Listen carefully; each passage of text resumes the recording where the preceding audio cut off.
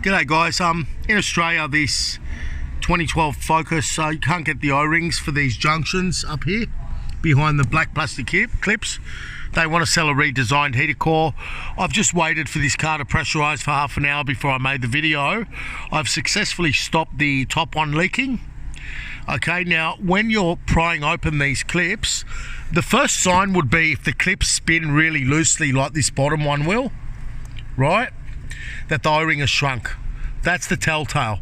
Now, the reason they've made this possibly is for a filter back here in the past or something, but for now they've redesigned it and basically, they've redesigned it and the hose are complete. So if you're moving the clips like that, that's the one I haven't changed.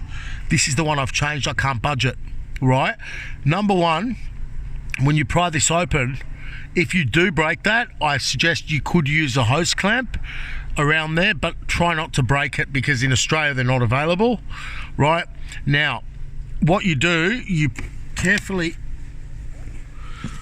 obviously you take that trim out. What you do, you carefully remove the old O-ring, okay? And fit something similar. It's got to be quite slim. And the thing is, you don't fit it to the male side of the hose.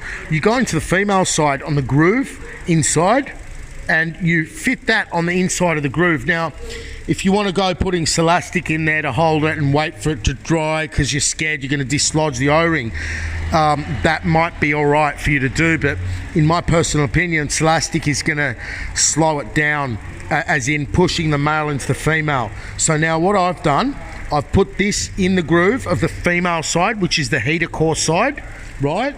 And then I've put this blue grease that I love using around it and just fitted the hose in one shot.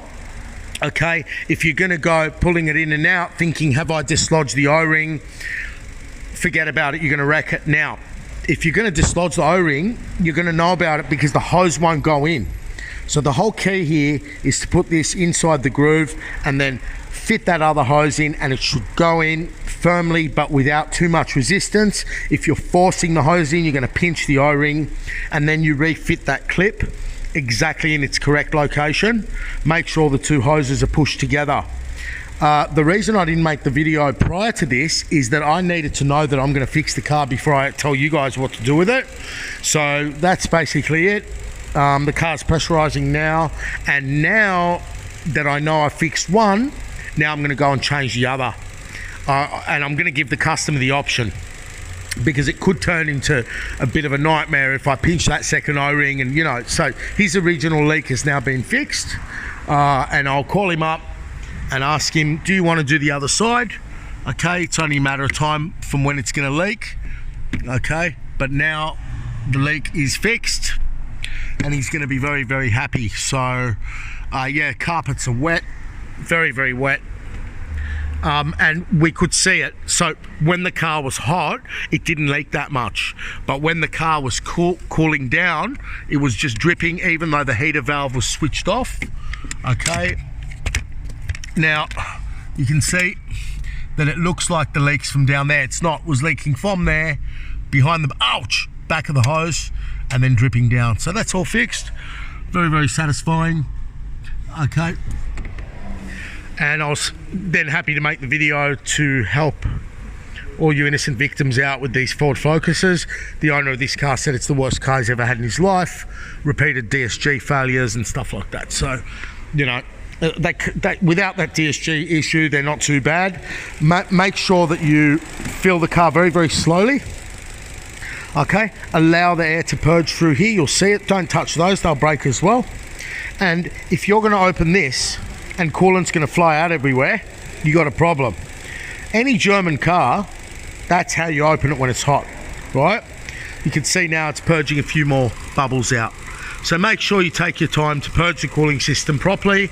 Don't rush it. Switch it off. Give it a rev. Don't rush. Lubricate these O-rings as well. We'll switch it off now and monitor the behaviour. But if this car had an airlock, okay,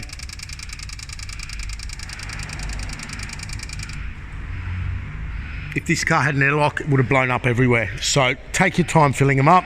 Do not fill straight coolant in, ever. Either dilute it or just add it at the end. Okay, get most of your water in and then add your 3 litres or whatever you want to put in it. Should be at 50%. Okay. And yeah, you don't want to fix one thing and then have an issue with another. So see how that cap went on? Perfect. Just need a bit of the blue, my special blue grease here, which is brake caliper grease mixed with Newline G70. That's my secret recipe. So and this was the O-ring here. I don't know what size it is, but obviously, you know, you're not going to go succeeding with an O-ring like that. You're not going to succeed with an O-ring like that. It's got to be an O-ring like this, which you can see is very, very similar. Okay. And, you know, these are oil proof and coolant proof when they're that colour. Okay, hope that helps. Bye.